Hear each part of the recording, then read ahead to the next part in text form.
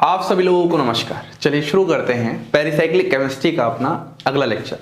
हम लोगों ने अभी तक इलेक्ट्रोसाइक्लिक रिएक्शंस को कर चुका है कंप्लीट। अब हम लोग पेरिसाइक्लिक केमिस्ट्री में अगली केमिस्ट्री पढ़ने जा रहे हैं साइक्लो एडिशन रिएक्शंस के बारे में। साइक्लो एडिशन रिएक्शंस हम लोगों ने स्टार्टिंग में क्लासिफिकेशन किया था। मैंने आपको बताया था टोटल हम लोग यहाँ पर 4 पार्ट ऑफ पेरिसाइक्लिक केमिस्ट्री पढ़ने वाले हैं। सबसे पहले हमारे पास क्या था, इलेक्ट्रोसाइक्लिक रिएक्शंस। दूसरे क्या थे, साइक्लो एडिशन रिएक्शन।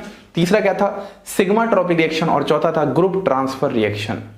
ये सब हमें एक एक करके डिस्कस करना है, जिसमें से हमने सबसे पहले इलेक्ट्रोसाइक्लिक रिएक्शंस की केमिस्ट्री को कर चुका है कंप्लीट। सभी तरीके की जितने भी डिफरेंट तरीके के अभी तक एग्जाम में क्वेश्चंस आए थे वहां से, चाहे नेट हो, गेट हो, तो फिर IITM के सवाल तो उसमें ऑलरेडी कवर हो ही जाते हैं। अब हम लोग इस ब्रांच ऑफ पेरिसाइक्लिक केमिस्ट्री को पढ़ने जा रहे हैं, जो कि हमारे पास है साइक्लो एडिशन रिएक्शन। आपको अच्छे से पता होना चाहिए, मैंने स्टार्टिंग में ही बताया था क्लासिफिकेशन के टाइम, यहां पर आपके पास कितने कंपोनेंट सिस्टम होते हैं। यहां पर आपके पास 2 कंपोनेंट्स होते हैं। कितने कंपोनेंट्स होते हैं, 2 कंपोनेंट्स होते हैं। अब वह जो 2 कंपोनेंट हो सकते हैं, या तो वह अलग अलग मॉलिक्यूल में प्रेजेंट हो सकते हैं, मतलब 2 डिफरेंट मॉलिक्यूल्स, या फिर आपके पास ऐसा भी हो सकता है एक ही मॉलिक्यूल में वो दोनों कंपोनेंट प्रेजेंट हो।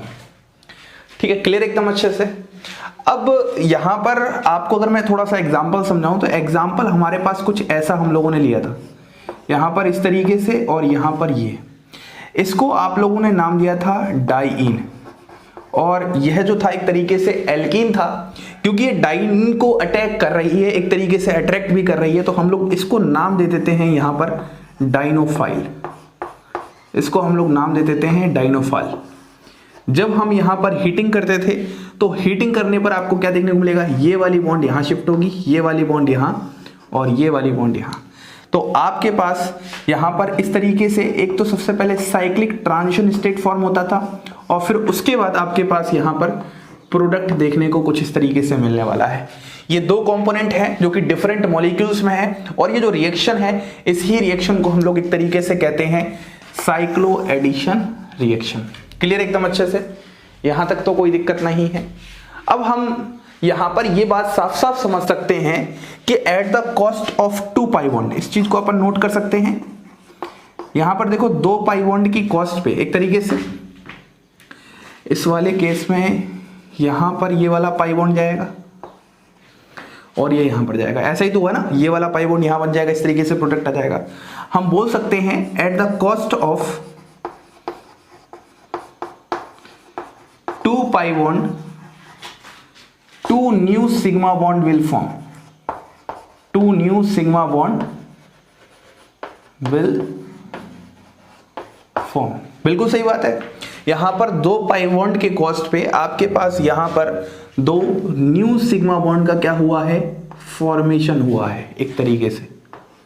यही तो आपके पास सिग्मा बॉन्ड है। अब यहां पर इससे थोड़ा सा और आगे बढ़ते हैं, इनकी नेमिंग देखते हैं कि आखिरकार इनकी नेमिंग किस तरीके से होने वाली है। मतलब अगर मैं मान लो यहां पर हमारे पास 2 कंपोनेंट हैं A+B, और इन्हीं के आधार पर अगर हम नेमिंग देना चाहें तो आखिरकार नेमिंग कैसे करेंगे। तो सबसे पहले तो आपके पास यहां पर क्या हो सकता है, ये भी 2 पाई हो और ये भी 2 पाई हो, तो आप इसको नाम दे दोगे 2+2 साइक्लो एडिशन। बात समझ में आ रही है, 2+2 साइक्लो एडिशन रिएक्शन। ये भी 2 पाई है और ये भी 2 पाई है। ऐसे ही मान लो अगर आपके पास यहां पर कुछ इस तरीके से हो और यहां पर ऐसे हो, तो इसका नाम आपके पास क्या पड़ जाएगा, इसका नाम आपके पास पड़ जाएगा 4+2 साइक्लो एडिशन। 4+2 cyclo addition. ऐसे ही अगर मैं ये एग्जांपल ले लेता हूं इस तरीके से, ये कितना है, 6 पाई है, और यहां पर ये मैंने इस तरीके से ले लिया, तो ये क्या जाएगा 6+2 साइक्लो एडिशन। ये नाम करने का तरीका है जो कि हमारा जो सामने कंपोनेंट प्रेजेंट है उसके बेसिस पर हम लोग करते हैं। ऐसे ही मान लो अगर लास्ट एग्जांपल अपन और डिस्कस कर लें, तो लास्ट एग्जांपल हमारे पास कुछ ऐसा है, यहां पर कुछ ऐसा, और यहां पर ऐसे ले लो आप। तो ये 6 है और ये 4 है, तो हम यहां पर बोल देंगे 6+4 साइक्लो एडिशन। तो इस तरीके से हम लोग साइक्लो एडिशन रिएक्शन के नाम करते हैं। जो हमारे पास डिफरेंट कंपोनेंट प्रेजेंट हैं उसमें जितने पाई इलेक्ट्रॉन्स हैं उसी को हम एक तरीके से यहां पर इनके नाम में दर्शा देते हैं। अब थोड़ा इससे आगे बढ़ते हैं। अब अगर हम इससे आगे बढ़े तो हमारे पास यहां पर जो हम साइक्लो एडिशन रिएक्शन पढ़ने जा रहे हैं वो आखिरकार साइक्लो एडिशन रिएक्शन किस तरीके से डिवाइड की गई है इसकी बात कर लेते हैं। देख लो, अगर मैं साइक्लो एडिशन रिएक्शन का सबसे पहले यहां पर क्लासिफिकेशन करता हूं, एटलीस्ट हमें पता तो होना चाहिए हमें पढ़ना क्या क्या है। तो हम लोग यहां पर इसको 3 पार्ट्स पे डिवाइड करेंगे on the basis of weightage. सबसे पहला जो हमारे पास इसमें है वो है 4+2 साइक्लो एडिशन। सबसे पहले हमें स्टडी करना है 4+2 साइक्लो एडिशन रिएक्शन। उसके बाद हमें स्टडी करना है 2+2 cycloaddition reaction. 2+2 cycloaddition reaction. और लास्ट में जो हमें स्टडी करना है वो हमारे पास कुछ मिसलेनियस साइक्लो एडिशन रिएक्शंस होंगी। अब मिसलेनियस में आपके पास जैसे 6+4 आ जाए, आपके पास पहले से 8+2 आ जाए, इस तरीके से आप कर सकते हो। आपके पास 6+2 आ जाए या फिर आपके पास 10+4 आ जाए। ये सारी की सारी हमारे पास मिसलेनियस साइक्लो एडिशन में आ जाएंगी। तो टोटल हमें साइक्लो एडिशन को 3 पार्ट्स में स्टडी करना है, जिसमें से हमारे पास ये जो है ये वाला परसेंटेज 90% होता है। मतलब मैक्सिमम पार्ट जो कवर होगा वह मैक्सिमम पार्ट आपका 4+2 साइक्लो एडिशन में ही कवर हो जाएगा। क्लियर है? अगर मैं इस वाले पार्ट की बात करता हूं तो ये आपके पास लगभग 8% होता है, और अगर मैं इसकी बात करता हूं तो ये तो बहुत ही नॉर्मल 2% जितना होता है। तो ये हमारे पास एक तरीके से इनका क्लासिफिकेशन भी है। तो अभी हमने सबसे पहले साइक्लो एडिशन को समझ चुका है, इसके नेमिंग के कॉन्सेप्ट को हमने समझने की कोशिश की और फिर हमने क्लासिफिकेशन की। अब हम लोग सबसे पहले 4+2 साइक्लो एडिशन को स्टडी करना स्टार्ट करते हैं, और 4+2 साइक्लो एडिशन में भी हम लोग देखते हैं कि आखिरकार इसमें किस तरीके से सब क्लासिफिकेशन है, और सब क्लासिफिकेशन करके हम लोग इसके एक एक टॉपिक को पढ़ना स्टार्ट करेंगे। तो अब हम स्टार्ट करते हैं 4+2 साइक्लो एडिशन की केमिस्ट्री। हम लोग पेरिसाइक्लिक केमिस्ट्री में पढ़ रहे हैं साइक्लो एडिशन रिएक्शन, और साइक्लो एडिशन रिएक्शन में अब जो हम स्टडी करने जा रहे हैं वो स्टडी करने जा रहे हैं 4+2 साइक्लो एडिशन रिएक्शन। अभी अभी हम लोगों ने क्लासिफिकेशन किया, और ये ऑलमोस्ट आप ये मान लो 90% आपका वेटेज रखता है साइक्लो एडिशन केमिस्ट्री में। अब यहां पर मैं इसके अंदर क्लासिफिकेशन करता हूं, तो इसके अंदर क्लासिफिकेशन करने से देखना मुझे क्या क्या बात समझ में आने वाली है। सबसे पहले मेरे पास क्या कॉन्सेप्ट हो सकता है, देखो 4+2 साइक्लो एडिशन से आप नाम से मतलब समझो 4-2, मतलब यहां पर जो 2 कंपोनेंट होंगे, एक के पास तो 4 पाई इलेक्ट्रॉन्स होंगे और एक के पास 2 पाई इलेक्ट्रॉन्स होंगे। तो यहां पर अगर 2 कंपोनेंट हैं तो एक तो आपके पास यहां पर कुछ इस तरीके से होंगे 4 पाई, और एक आपके पास यहां पर 2 पाई, और यहां पर हीटिंग कर लोगे। मतलब हम लोगों ने इसको नाम क्या दिया था थोड़ी देर पहले, डाईन नाम दिया था, और इसको नाम क्या दिया था, डाइनोफाइल नाम दिया था। जब भी आपके पास 4 पाई और 2 पाई कुछ इस तरीके से हो तो ये जो केमिस्ट्री कहलाती है, ये केमिस्ट्री आपकी कहलाती है डिल्स-अल्डर केमिस्ट्री, डिल्स-अल्डर रिएक्शन, जिसको आप शॉर्ट फॉर्म में D.A.R से बता सकते हो। तो आज के बाद अगर मैं डिल्स-अल्डर रिएक्शन बोलूं तो आप समझ जाना वहां पर आपके पास 4+2 साइक्लो एडिशन की बात हो रही है। यहां पर एक कंपोनेंट आपके पास ये जो है ये 4 पाई साफ साफ दिख रहा है, और ये आपके पास 2 पाई दिख रहा है। ठीक है, ये आपके पास सबसे पहला क्लासिफिकेशन है साइक्लो एडिशन 4+2 में। दूसरी जो केमिस्ट्री है वो आपके पास कुछ ऐसी होती है, यहां पर आपके पास O-, यहां पर O+, और यहां डबल बॉन्ड O प्लस, यहां पर इस तरीके से। अब जरा देखो ये वाला जो सिस्टम है ये 4 पाई है, कैसे, ये नेगेटिव और ये 2 इलेक्ट्रॉन 4 पाई और ये 2 पाई है। यहां पर जब आपके पास केमिस्ट्री चलती है तो इस केमिस्ट्री को हम लोग नाम देते हैं 1,3 डाईपोलर, क्योंकि यहां पर पॉजिटिव नेगेटिव दोनों एक ही पे हैं। Cycloaddition reaction 1,3 dipolar cycloaddition reaction. तीसरी अगर मैं केमिस्ट्री की बात करता हूं तो तीसरी केमिस्ट्री आपकी इंटरेस्टिंग केमिस्ट्री है। थोड़ा सा देखो यहां पर मैं अगर यहां पर कोई एलाइल एनायन ले लूं और यहां पर सामने कुछ इस तरीके से 2 पाई कंपोनेंट ले लूं। देखो ये वाला कंपोनेंट 4 है और ये वाला 2 पाई है। एक बात तो पक्की है, अगर आप 4+2 साइक्लो एडिशन पढ़ रहे हो तो एक कंपोनेंट क्या होगा, 4 पाई होगा, एक कंपोनेंट क्या होगा, 2 पाई होगा। ऐसे ही मान लो अगर मैं कुछ ऐसा एग्जांपल ले लूं, ये आपके पास एलाइल कैटायन है और यहां पर आप ले रहे हो कुछ इस तरीके से। इस बार ये वाला कंपोनेंट आपके पास 2 पाई है और ये वाला कंपोनेंट कैसा है, 4 पाई।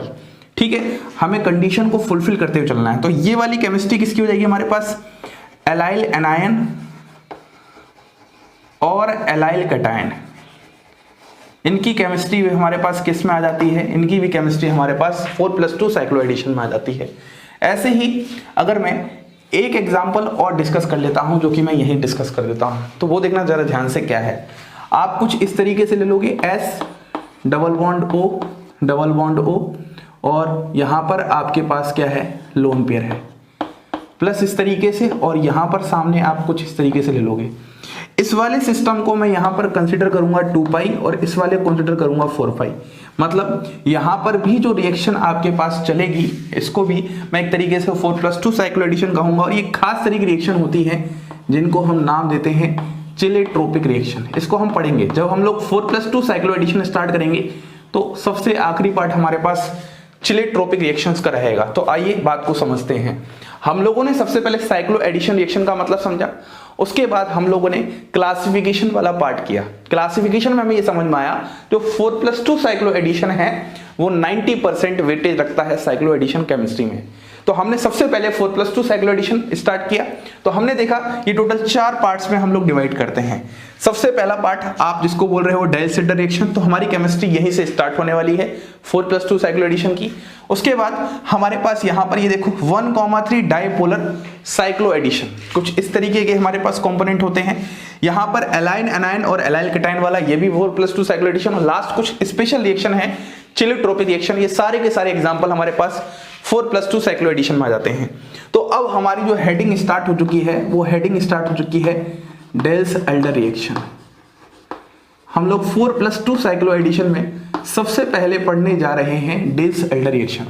अब देखो डेल्स-एल्डर रिएक्शन आपके पास 2 तरह की होती है, इसका क्लासिफिकेशन करते हैं। अब आप बोलोगे सर क्लासिफिकेशन पे क्लासिफिकेशन पढ़ाए जा रहे हो, वो बिल्कुल जरूरी है। जब तक आपको क्लासिफिकेशन का आइडिया अच्छे से नहीं होगा, तब तक आप केमिस्ट्री जो पेरिसाइक्लिक है इसमें स्मूथली क्वेश्चंस नहीं कर पाओगे। तो अगर मैं डेल्स-एल्डर रिएक्शन एग्जांपल की बात करता हूं, देखो सबसे पहला एग्जांपल मैंने आपके सामने कुछ ऐसा लिया था, एक कंपोनेंट ऐसा था, एक कंपोनेंट ऐसा था। जब मैं यहाँ रिएक्शन करवाता था तो रिएक्शन मैंने किस तरीके से करवाया था, ये वाले पाई बॉन्ड यहाँ, ये यहाँ और ये यहाँ। तो आपके पास यहाँ सबसे पहले क्या होगा, साइक्लिक ट्रांजिशन स्टेट का फॉर्मेशन होगा, जो कि इस तरीके से यहाँ पर बॉन्ड फॉर्मेशन, यहाँ पर बॉन्ड ब्रेकिंग, यहाँ पर बॉन्ड फॉर्मेशन, यहाँ पर बॉन्ड ब्रेकिंग और यहाँ पर बॉन्ड फॉर्मेशन। मतलब bond formation, bond breaking, bond formation, bond breaking, bond formation, alternate bond formation, bond breaking take place. और ये आपके पास एक 6 मेंबर्ड साइक्लिक ट्रांजिशन स्टेट का फॉर्मेशन हो जाएगा। और फाइनली आपके पास यहाँ पर क्या होगा, आपके पास यहाँ पर इस तरीके का प्रोडक्ट बन जाएगा। और ये जो केमिस्ट्री है इसमें क्या है, दोनों ही कंपोनेंट अलग अलग मॉलिक्यूल में है, तो इस केमिस्ट्री को हम लोग एक तरीके से नाम दे देंगे इंटरमॉलिक्यूलर डेल्स-एल्डर रिएक्शन। फिर सुनिएगा, इंटरमॉलिक्यूलर डेल्स-एल्डर रिएक्शन।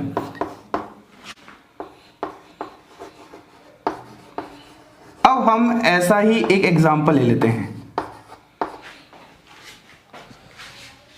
अब हम ऐसा ही एक एग्जांपल ले लेते हैं। देखो अब वो एग्जांपल अपने आप में कैसे होगा अलग थोड़ा, ये हमने यहां पर ले लिया और इस बार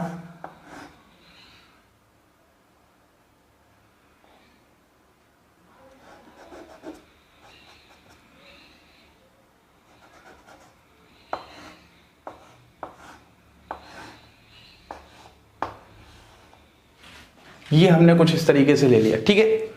ये हमने यहां पर एक मॉलिक्यूल बना लिया। अब यहां पे हम लोग क्या करते हैं, मान लो हम लोग यहां पर समझते हैं, तो हमारे पास ये वाली बॉन्ड यहां शिफ्ट होगी, ये वाली बॉन्ड यहां और ये वाली यहां। नंबरिंग कर लेते हैं, यहां पर ये 1 है, यहां पर ये 2 है, यहां 3 है, यहां 4 है, ठीक है। और यहां पर 5 कर रहे हैं और यहां पर 6 कर रहे हैं। तो सबसे पहले आप क्या करो, यहां पर इनका बॉन्ड फॉर्मेशन कर दो। जब आप इनका इस तरीके से बॉन्ड फॉर्मेशन करोगे तो यहां पर आपके पास डबल बॉन्ड आ जाएगा इस तरीके से। इतनी बात समझ में आ रही है। अब इस वाले केस में क्या करोगे, एक कार्बन, दो कार्बन और तीन कार्बन, तो एक कार्बन, दो कार्बन और यहाँ पर तीन कार्बन, और इस तरीके से आप यहाँ पर बॉन्ड लगा दो। बात समझ पा रहे हो क्या मेरी? तो आप यहाँ पर एक 5 मेंबर रिंग लगा दोगे, मतलब ये आपके पास अगर 1 था तो ये क्या हो जाएगा 2, ये 3, ये 4, यहाँ पर था आपके पास 5, यहाँ था 6, तो 4 से आपके पास यहाँ पर एक कार्बन लग गया, फिर आपके पास ये कार्बन आ गया, फिर ये वाला कार्बन आ गया और ये फिर 5 से अटैच हो गया, तो ये आपके पास बन जाएगा। अब अगर आप इस मॉलिक्यूल में थोड़ा खास बात देखोगे तो यहाँ पर जो दोनों ही कंपोनेंट हैं 4 और 2 वाले, वो एक ही मॉलिक्यूल में हैं, तो इस तरह की रिएक्शन को हम लोग नाम दे देते हैं इंट्रामॉलिक्यूलर डिसएल्डर रिएक्शन। इस तरह के एग्जाम्पल को हम लोग नाम दे देते हैं इंट्रामॉलिक्यूलर डिसएल्डर रिएक्शन। तो सबसे पहले आप मुझे ये बताइए, क्या आपको डिसएल्डर रिएक्शन का एक बेसिक आइडिया समझ में आया? तो इसके दो क्लासिफिकेशन होते हैं, एक तो होता है इंटरमॉलिक्यूलर डिसएल्डर रिएक्शन और एक होता है इंट्रामॉलिक्यूलर डिसएल्डर रिएक्शन। अब हम सबसे पहले ये बात करते हैं कि आखिरकार हमारे पास डाइईन और डाइनोफाइल, हम लोगों ने क्या नाम दिया है?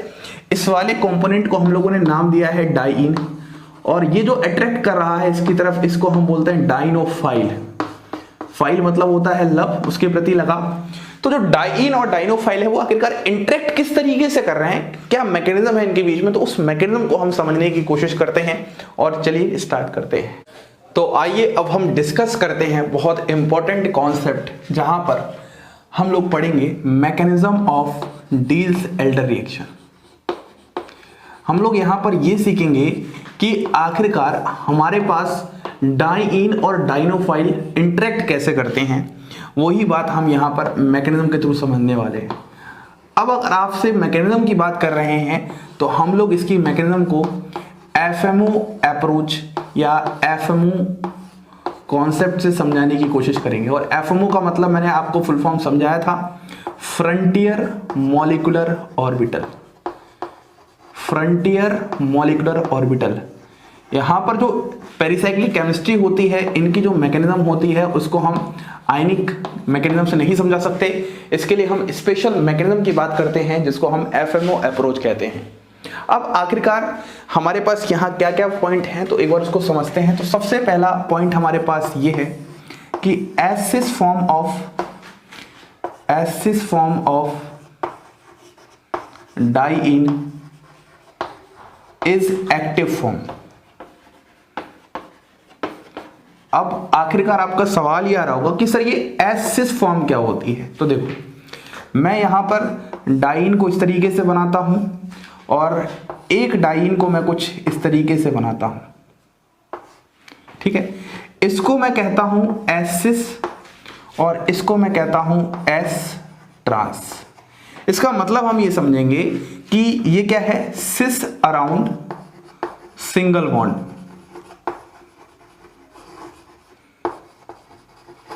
ये अगर आपको सिंगल बॉन्ड नजर आ रही है तो इस सिंगल बॉन्ड के अराउंड ये क्या है, सिस डाइईन है। ऐसे ही मैं यहां पर बोलूंगा ट्रांस अबाउट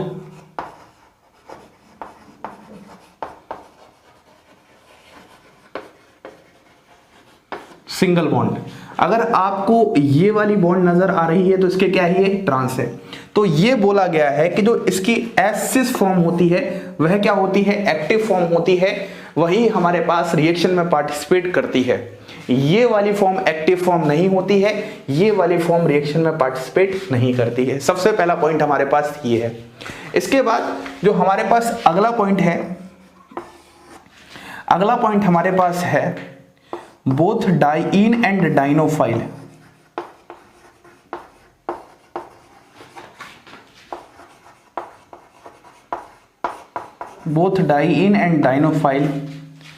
approaches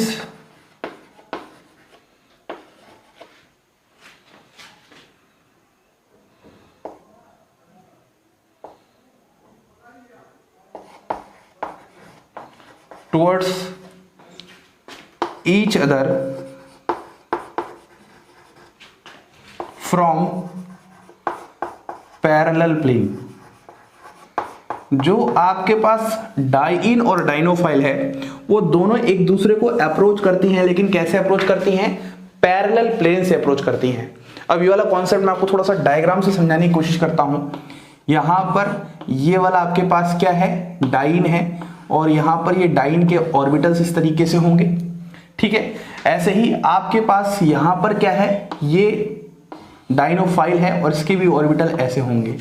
तो ये जो दोनों एक दूसरे को अप्रोच करते हैं, ये दोनों एक दूसरे को अप्रोच पैरेलल प्लेन से करते हैं। इस बात को आपको बहुत अच्छे से ध्यान रखना है, ये दोनों हमेशा एक दूसरे को पैरेलल प्लेन से अप्रोच करते हैं।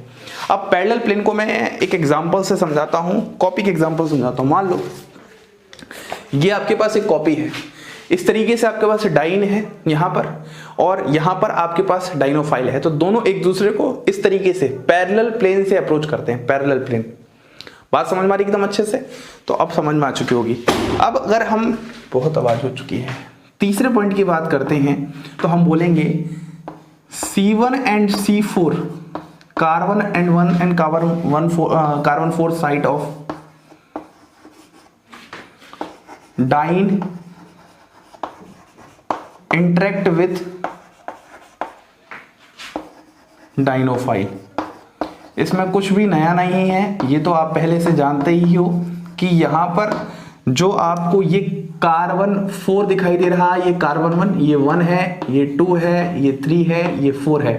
तो 1 और 4 ही इंटरेक्ट करते हैं डाइनोफाइल के साथ। जैसे अगर मैं यहां दिखाऊं तो यहां पर आपके पास ये 1 है, ये 2 है, ये 3 है और ये 4 है। तो कार्बन 1 और कार्बन 4 ही इंटरेक्ट करते हैं डाइनोफाइल के साथ। और चौथा पॉइंट जो कि बहुत इंपॉर्टेंट पॉइंट है, HOMO of diene and LUMO of dienophile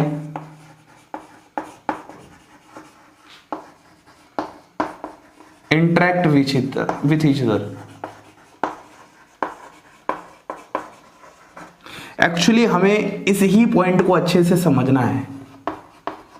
ये जो पॉइंट मैंने आपके पास आखिरी पॉइंट लिखा है, यही आपके पास एफएमओ अप्रोच या एफएमओ कॉन्सेप्ट समझाता है, जहां पर आपके पास जो डाइन है उसका तो आपके पास क्या है, होमो है, और जो आपके पास डाइनोफाइल है उसका क्या है, लूमो है। HOMO stands for highest occupied molecular orbital और LUMO stands for lowest unoccupied molecular orbital. तो अब हम थोड़ा सा इस कॉन्सेप्ट को समझने की कोशिश करते हैं। देखो यही एफएमओ अप्रोच है। पहला क्या है, एस जो सिस फॉर्म होगी डाइन की वो एक्टिव होगी यहां पर। दूसरा क्या है, दोनों एक दूसरे को पैरेलल प्लेन से अप्रोच करते हैं। तीसरा क्या है, C1 एंड C4 ही जो कार्बन है वही वहां पर क्या होते हैं, इंटरेक्ट करते हैं डाइनोफाइल को। और लास्ट पॉइंट में आपको यहां पर एमओटी डायग्राम से समझाने की कोशिश करता हूं। देखो एमओटी डायग्राम बहुत सिंपल है, कुछ भी टिपिकल नहीं है, एक बार समझते हैं। तो आइए अब हम फोर्थ पॉइंट को समझते हैं बहुत अच्छे से। देखो फोर्थ पॉइंट को मैं समझाता हूं। तो सबसे पहले ये आपके पास यहां पर क्या है, डाइन है, और यहां पर आपके पास क्या है, डाइनोफाइल है। एक हम एग्जांपल लेते हैं और दोनों का एमओटी डायग्राम बनाते हैं। यहां पर कितने टोटल कार्बन है, एक कार्बन, दो कार्बन, तीन कार्बन, चार कार्बन। तो यहां पर टोटल 4 p ऑर्बिटल्स भी होंगे। तो अगर मैं इसका डायग्राम बनाऊंगा तो यहां पर सिर्फ मैं टर्मिनल लोब दिखा रहा हूं। फिर से सुनिए, यहां पर मैं सिर्फ टर्मिनल लोब दिखा रहा हूं और टोटल कितने डायग्राम बनेंगे, जितने आपको यहां पर कार्बन दिख रहे हैं तरीके से वो याद कर सकते हो।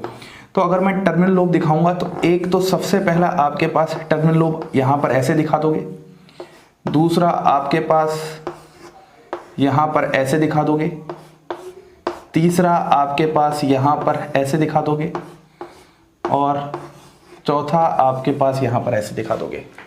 सबसे पहला आपने काम ये वाला कर लिया।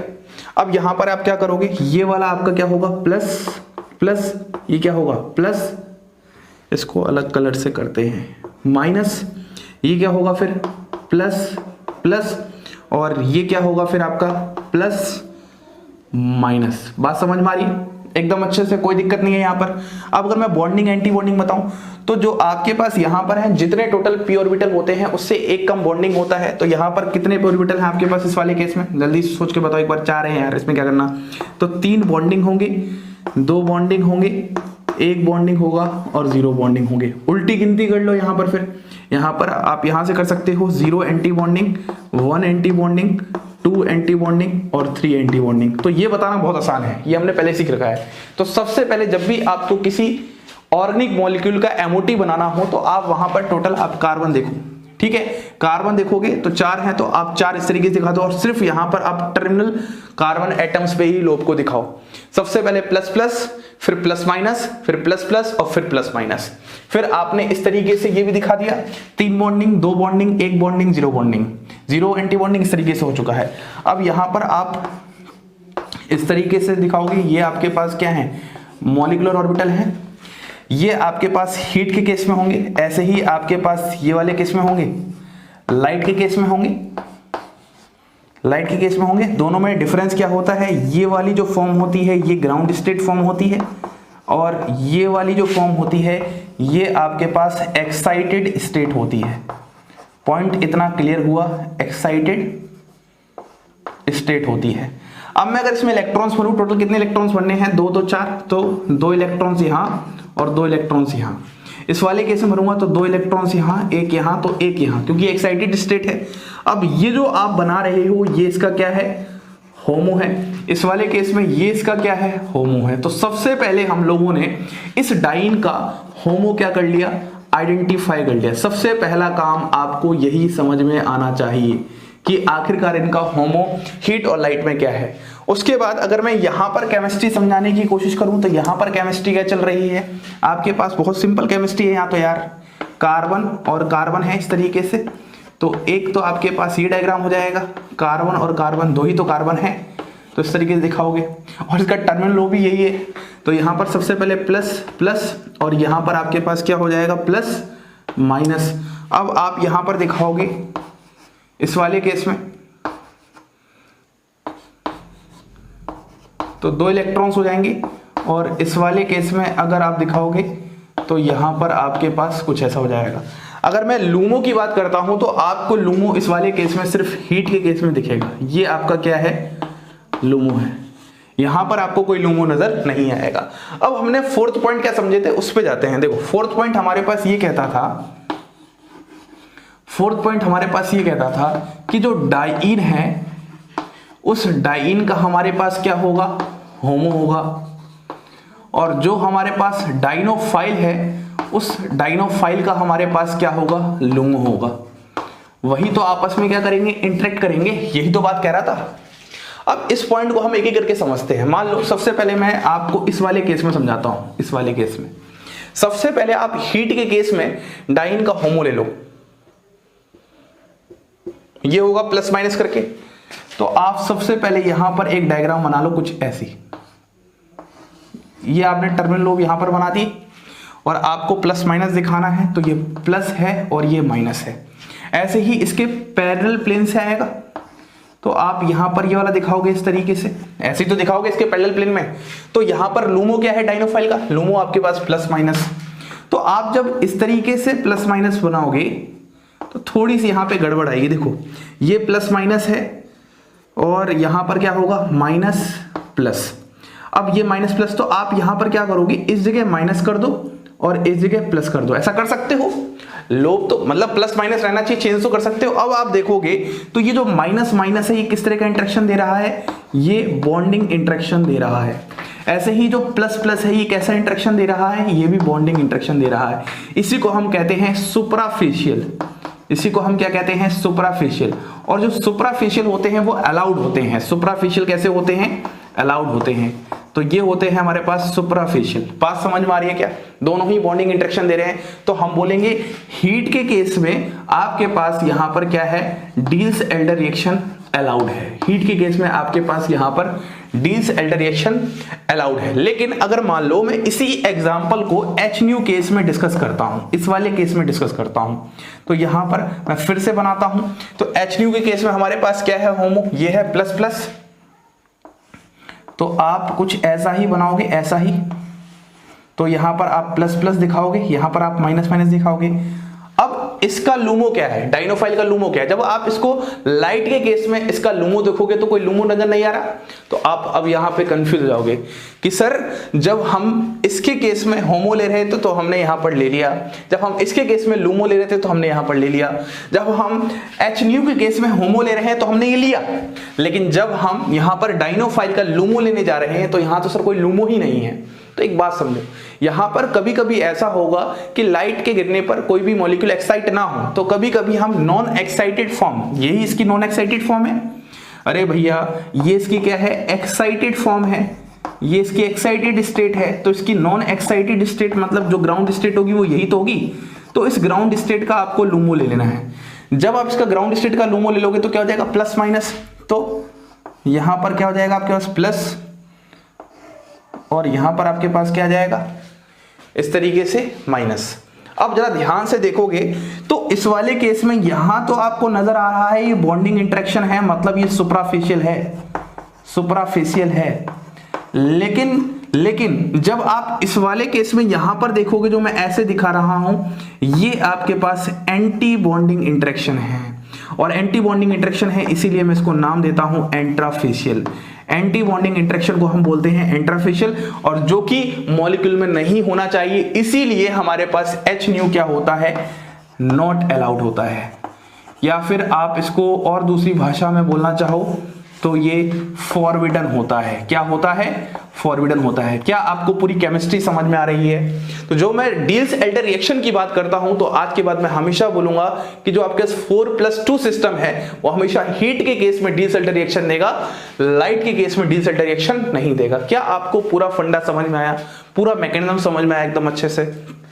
तो यहां पर हम नोट में लिख सकते हैं, यहां पर हम नोट में लिख सकते हैं, यदि आपके पास 4+2 है और यहां पर हीट है और यहां पर लाइट है तो इसको हम यहां टिक कर देंगे और इसको यहां पर क्रॉस कर देंगे। अब हमारे पास कॉन्सेप्ट यहां से निकल के आएगा, यहां से हम शॉर्ट ट्रिक बनाएंगे कि सर यदि हमारे पास साइक्लो एडिशन बदल जाए, 6+2 हो जाए, 6+4 हो जाए, 2+2 हो जाए, ऐसे अगर आ जाए तो हम लोग हीट के केस में करवाएंगे कि लाइट के केस में करवाएंगे, ये कैसे पता चलेगा? तो इसी के लिए हम यहां पर एक शॉर्ट ट्रिक बनाते हैं। लेकिन उससे पहले आप मुझे बताओ, क्या आपको ये पूरा कॉन्सेप्ट समझ में आया, कहां पर अलाउड है और कहां पर फॉरबिडन है? तो आइए अब हम ट्रिक बना लेते हैं एक। तो आइए अब हम थोड़ा सा ट्रिक की बात करते हैं। देखो हमने अभी क्या सीखा कि यदि हमारे पास क्या है, 4+2 है और यहां पर हमारे पास हीट है और यहां पर लाइट है, तो हीट के केस में अलाउड है और लाइट के केस में फॉरबिडन है। अब देखो इस तरीके से अगर मुझे बनाना है तो मैं यहां पर थोड़ा सा इसको चेंज कर दूंगा। मैं 4+2 को एक तरीके से, आप मुझे बताओ यहां पर ये कितने पेयर ऑफ इलेक्ट्रॉन है? 4+2 6 इलेक्ट्रॉन होंगे, तो इसको मैं बोल सकता हूं 3 पेयर ऑफ इलेक्ट्रॉन, और 3 पेयर ऑफ इलेक्ट्रॉन को मैं एक तरीके से कह सकता हूं ऑड पेयर ऑफ इलेक्ट्रॉन। तो एक्चुअली मैं यहां पर जो शॉर्ट ट्रिक बनाऊंगा वो थोड़ा सा कुछ नए तरीके से बनाने वाला हूं। एक तरफ मैं यहां पर लिख दूंगा odd pair of electron, odd pair electron, और यहां पर मैं लिख दूंगा इवन पेयर इलेक्ट्रॉन। अब आपसे सवाल पूछा जाएगा कौन सा हीट के केस में अलाउड है, कौन सा लाइट के केस में अलाउड है। तो यहां पर मैं ट्रिक बना देता हूं, यहां पर मैं हीट कर देता हूं और यहां पर मैं लाइट कर देता हूं। ऑड पेयर ऑफ इलेक्ट्रॉन तो हीट के केस में क्या है, अलाउड है, लाइट के केस में क्या है, फॉरबिडन है। ऐसे ही इवन पेयर ऑफ इलेक्ट्रॉन ये फॉरबिडन होगा और ये अलाउड होगा। बस आपको आज के बाद सिर्फ इतना ही ध्यान रखना है, आपका कोई भी क्वेश्चन कभी गलत नहीं होने वाला।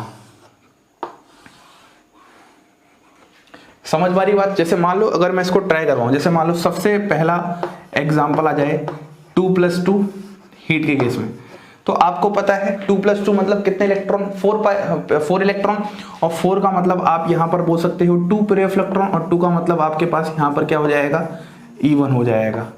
सबसे पहले आपको यही पहचानना है, अगर इवन पेयर ऑफ इलेक्ट्रॉन है तो हीट के केस में अलाउड नहीं होगा। जैसे मान लो अगर मैं बात करता हूं 6+4, तो 6+4 हीट के केस में क्या होगा, तो आपको पता है 10 होगा। अरे 4+2 6 था, 6 का मतलब 3 पेयर ऑफ इलेक्ट्रॉन बनेगा। ऐसे ही 6+4 कितने इलेक्ट्रॉन है, 10, और 10 का मतलब आपके पास 5 पेयर ऑफ इलेक्ट्रॉन बनेगा, और 5 मतलब यहाँ पर क्या हो जाएगा, ऑड, और ऑड हीट के केस में क्या होगा, अलाउड होगा। जैसे मान लो अगर मैं बात करता हूँ 8+2,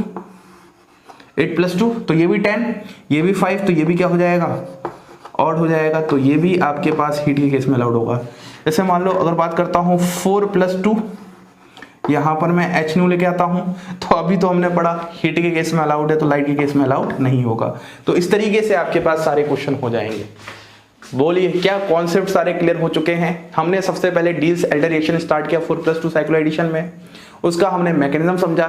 मैकेनिज्म में हमने मेन बात समझी कि हमारे पास डाइइन का होमो और डाइनोफाइल का लूमो इंटरेक्ट करता है, तो वहां पर ये बात समझ में आई कि हमारे पास ये अलाउड है और ये फॉरबिडन है। फिर हमने इस कॉन्सेप्ट को डेवलप किया ताकि अब कोई भी सिस्टम आ जाए और वहां पर पूछे कौन आपके पास थर्मली अलाउड है और कौन फोटोकेमिकल अलाउड है। देखो इसको हम बोलते हैं थर्मल कंडीशन, ये याद रखना, गलती मत कर देना। और इसको हम बोलते हैं फोटोकेमिकल कंडीशन। कभी कभी आपके पास ऑब्जेक्टिव क्वेश्चन सीधा सीधा यही बन जाता है। यहां तक क्लियर हुआ? अब हम अपने अगले टॉपिक की तरफ बढ़ते हैं जिसका नाम है types of diene and dienophile. Types of diene and